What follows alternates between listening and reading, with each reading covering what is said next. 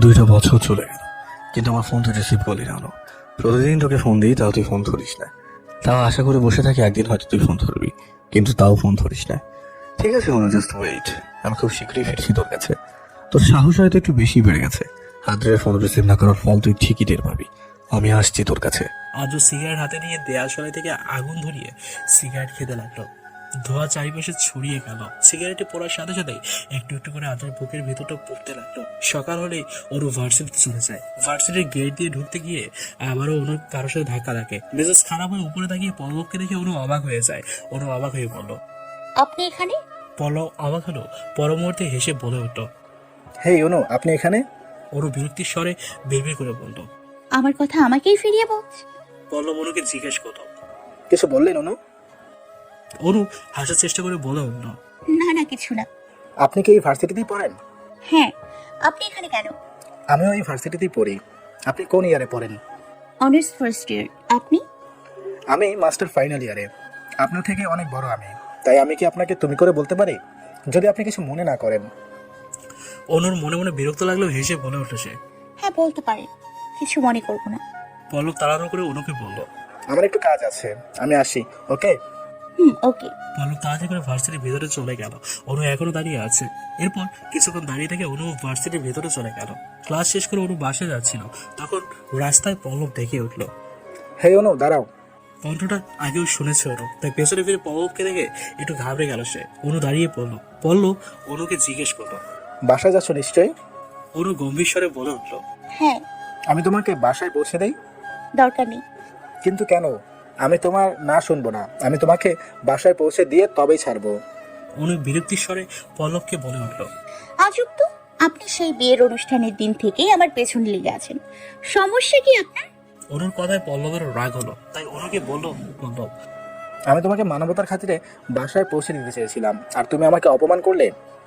অনু রেগে চিৎকার করে পল্লবকে বলল। কে বলেছে আপনাকে মানবতা দেখাতে? আমি বলেছি? ননসেন্স। অনু ভার্সিটি থেকে বেরিয়ে গেল। পল্লবের মুখে গম্ভীর হয়ে আছে, কিন্তু পর মুহূর্তে পল্লব বাঁকা হাসলো। আরো কয়েকটি দিন পার হয়ে গেল। আজ দুপুরে শপিং মলে অনু চুড়ি কিনতে যায়। চুড়ি, কোনো চুড়ি অনু পছন্দ হচ্ছে না। অনুর মনটা খারাপ হয়ে গেল। হঠাৎ চোখের সামনে অনুর লাল ও গোল্ডেন পাথর বসানো একটা জমকালো চুড়ি দেখতে পেল। কেউ অনুর মুখের সামনে চুড়িগুলো ধরে রেখেছে। অনু মুচকি এসে চুড়িগুলো ধরতে গিয়েও পারল না। চুড়িগুলো অনুর চোখের সামনে থেকে কেউ সরিয়ে নিল। অনু পেছন ফিরে দেখলো পল্লব দাঁড়িয়ে আছে। পল্লব মুচকি এসে সেই চুড়িগুলো হাতে নিয়ে অনুকে বলল।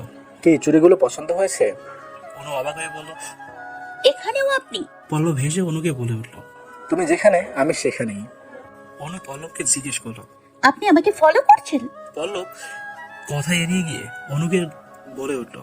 চুড়িগুলো তোমার পছন্দ হয়েছে কিনা এটা বলো। অনু সাথে সাথেই বলে উঠল। হ্যাঁ, চুড়িগুলো আমাকে দিন। পল্লব দুষ্ট হাসি দিয়ে বলল। কিন্তু আমি চুড়িগুলো তোমাকে দিব না। অনু বিরক্তিকর দৃষ্টিতে পল্লবের দিকে তাকালো। অনুর মন খারাপ হয়ে গেল। পল্লব অনুর মন খারাপ দেখে শান্ত স্বরে বলল। এই চুড়িগুলো তোমাকে দিতে পারি, তবে একটা শর্ত আছে।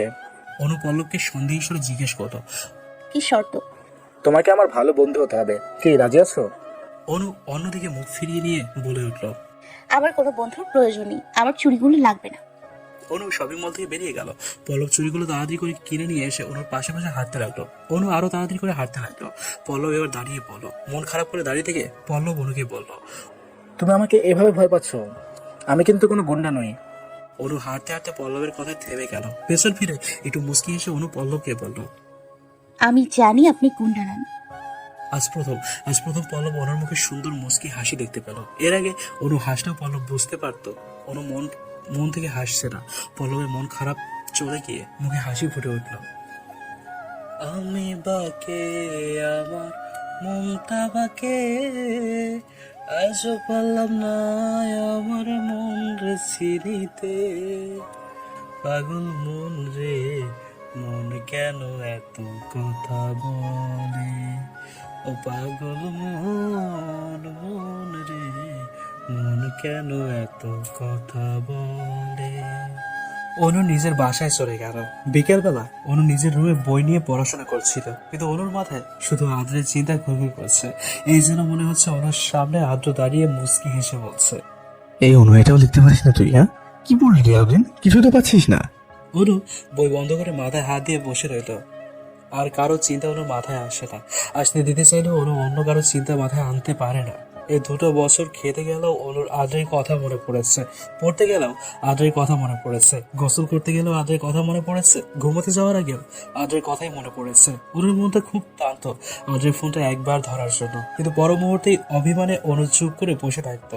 অনু বইয়ের দিকে তাকিয়ে মনে মনে বলল, তোমার কথা আমি কিছুতেই ভুলতে পারি না আদ্র। কেন আমার মনে মগজে তুমি সব সময় ঘুরঘুর করো বলতে পারো? তুমি বলবে কি করে?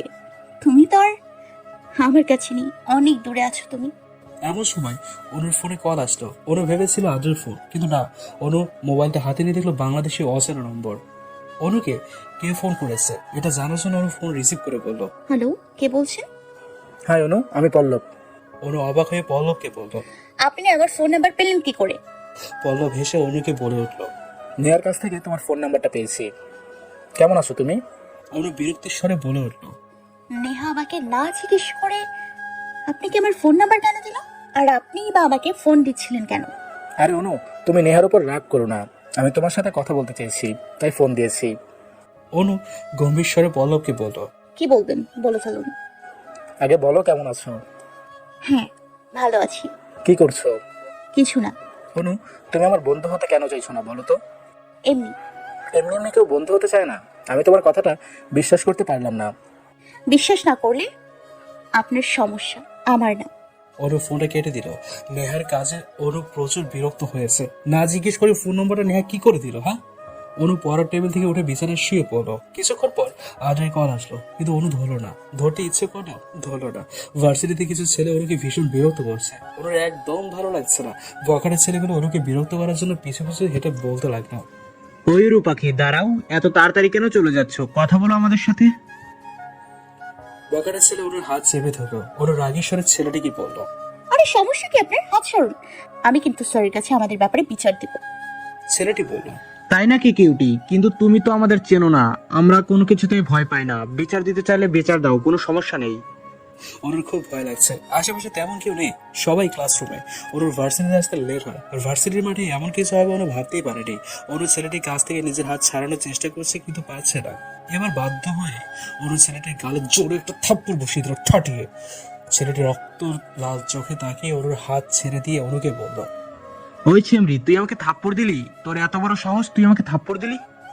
ছেলেটি রেগে গিয়ে অনুকে পাল্টা থাপ্পড় দিতে যায়। অনু ভয়ে চোখ বন্ধ করে ফেলে, কিন্তু না, অনুর গালে থাপ্পড় পড়লো না। অনু চোখ খুলে দেখলো ছেলেটির হাত পল্লব মুচড়ে ধরে আছে। পল্লব রেগে গিয়ে ছেলেটিকে বলল, তোর এত বড় সাহস, তুই অনুকে থাপ্পড় দিতে চেয়েছিস? তোর হাত আমি... পল্লব ছেলেটির হাত মুচড়ে পেছন দিকে নিয়ে ছেলেটির গালে অনেকগুলো থাপ্পড় মেরে দেয়। ছেলেটি ভয় পেয়ে পল্লব ভাই, আমরা আর এই মেয়েকে বিরক্ত করবো না, আমাদের ক্ষমা করে দেন। পল্লব ছেলেটিকে ছেড়ে দিল। ছেলেটি তার দলবল নিয়ে চলে গেল। পল্লব অনুর দিকে তাকালো, অনুর চোখে চোখ। পল্লব অনুকে বলল, কেঁদো না, তোমাকে কাঁদলে ভালো লাগে না অনু। অনু পল্লবের দিকে তাকিয়ে শান্ত স্বরে আপনাকে অনেক ধন্যবাদ। আপনি এখন না এলে আমার কি যে হতো ভাবলেই ভয় করছে। পল্লব মুচকি হেসে অনুকে বলল, আমি তোমার ধন্যবাদ চাই না, অন্য কিছু চাই। অনু বুঝতে না পেরে পল্লবকে বলল। মানে? পল্লব হেসে অনুকে বলল, মানে হলো, আমি তোমার বন্ধু হতে চাই। তুমি কি আমার বন্ধু হবে? অনু হাসি মুখে পল্লবকে বলল। হ্যাঁ, আমি আপনার বন্ধু হই। পল্লব খুশির সাথে অবাক হয়ে বলল, সত্যি অনু, তুমি এখন থেকে আমার বন্ধু হয়েছো? হ্যাঁ, এখন থেকে আমি আপনার বন্ধু। অনু, তুমি খুব ভালো। পল্লব খুশিতে অনুকে জড়িয়ে ধরতে গেলে অনু তাড়াতাড়ি পেছনে সরে যায়, যাতে পল্লব অনুকে ছুঁতে পর্যন্ত না পারে। অনু ভয় পাওয়ার স্বরে পল্লবকে বলে উঠল। আমার কাছে আসার চেষ্টা করবেন না। পল্লব অবাক হয়ে অনুকে বলল, কেন অনু, সমস্যা কি? আমরা তো বন্ধু, আর বন্ধু হিসাবে আমি তোমাকে জড়িয়ে ধরলে সমস্যা কি? অনু বিরক্তির স্বরে পল্লবকে বলল। আমি আপনার বন্ধু হই, আপনার প্রেমিকা নই। পল্লব অনুর কথা বুঝতে পেরে মন খারাপ করে বলল। আই এম সরি অনু। অনু গম্ভীর স্বরে পল্লবকে বলে উঠল। It's okay. অনু, একটা কথা বলি। হ্যাঁ, বলুন। আমরা যেহেতু বন্ধু হই, তুমি আমাকে আপনি না বলে তুমি করে বলবে। তোমার মুখে আপনি ডাকতে ভালো লাগে না। বন্ধু হিসাবে আমরা তো তুমি করে বলতেই পারি। তুমি করে বলবে তো? ওকে, বলবো। অনু চলেই যাচ্ছিল, তখন পল্লব আবারও বলে উঠল। এই অনু, একটু দাঁড়াও। অনু পেছন ফিরে পল্লবকে বলল, আর কিছু বলবে? আজকে ভার্সিটির ক্লাস শেষ হওয়ার পর আমি তোমার সাথে আশেপাশে কোনো একটা কফি শপে বসে কথা বলতে চাই। তুমি কি একটু কথা বলতে পারবে অনু? প্লিজ, না করো না। অনু ভাবতে লাগলো পল্লবকে হ্যাঁ বলবে নাকি না বলবে। যেহেতু পল্লব অনুকে গুন্ডা ছেলেগুলো থেকে বাঁচিয়েছে, তাই অনু পল্লবকে না বললে ব্যাপারটা খারাপ দেখায়। তাই অনু পল্লবকে হাসি মুখে বলে উঠলো। আচ্ছা ঠিক আছে। কফি শপের একটা সিটের টেবিলের এক প্রান্তে বসে আছে পল্লব এবং টেবিলের অপর প্রান্তের সিটে বসে আছে অনু। পল্লব কফি অর্ডার করলো, কিন্তু অনু কফি খেলো না। পল্লব অনুকে বলল, এই অনু, কফিটা খাও। খাচ্ছ না কেন? অনু মুখ গম্ভীর করে পল্লবকে বলল। পরে কফি খাওয়া যাবে, তুমি কি বলবে বলো।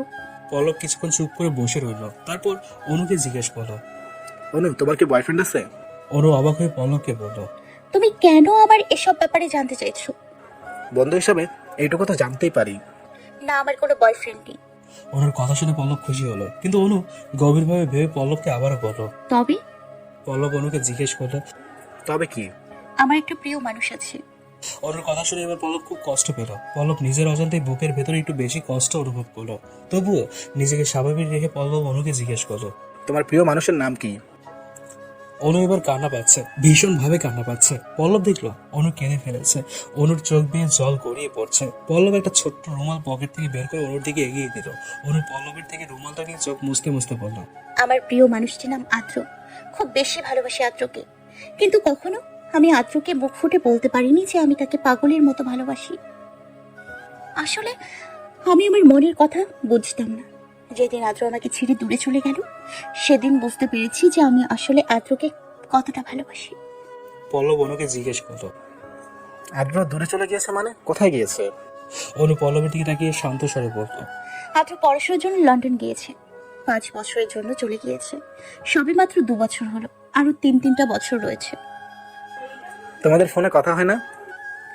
আদ্র এই 2 বছর প্রতিদিন আমাকে অনেকবার ফোন দেয়, কিন্তু আমি ফোন রিসিভ করি না। কেন? অন্য কোনো দিন বলবো। আর কিছু জানার জন্য জোর করবেন না। অনুর চোখে আবারও জল টলমল করতে লাগলো। অনু মাথা নিচু করে নিজের কান্না লুকানোর চেষ্টা করছে। আদ্রের প্রতি অনুর গভীর ভালোবাসা দেখে পল্লবের জেলাস ফিল হতে লাগলো। পল্লব মনে মনে বলল, এমন ভালোবাসা যদি অনু আমাকে বাসতো, তাহলে হয়তো নিজেকে পৃথিবীর সেরা ভাগ্যবান মানুষ বলে মনে করতাম। আদ্র আসলেই অনেক লাকি যে অনুর মতো একজন ভালোবাসার মানুষ পেয়েছে। আমার কপাল আসলেই খারাপ। অনু নিজের চোখের জল মুছে পল্লবের দিকে তাকালো। পল্লবের মুখটা গম্ভীর হয়ে আছে। অনু পল্লবকে জিজ্ঞেস করলো। তোমার কি হচ্ছে বলো। পল্লব হাসির চেষ্টা করে অনুকে বলল। কিছু হয়নি। অনু নিজের হাতের ঘড়িতে টাইম দেখে নিল। বিকেল গড়িয়ে রাত হতে চলেছে। অনু পল্লবকে বলল। অনেক দেরি হয়ে গেছে, আমি এখন বাসায় চলে যাই। পল্লব অনুকে বলল। আমি তোমাকে বাসায় পৌঁছে দিই। অনু শান্ত স্বরে পল্লবকে বলল। না, কোনো দরকার নেই। পল্লব মন খারাপ করে অনুকে বলল। আমাকে তুমি বিশ্বাস করো না অনু? আমাকে কি তুমি এত খারাপ ছেলে ভাবো? অনু তাড়াহুড়ো করে বলে উঠল। না না, তোমাকে খারাপ ভাববো কেন? তুমি যথেষ্ট ভালো ছিলে পল্লব। পল্লব মুচকি এসে অনুকে বলল। তাহলে চলো, তোমাকে তোমার বাসায় পৌঁছে দেই। না করবে না?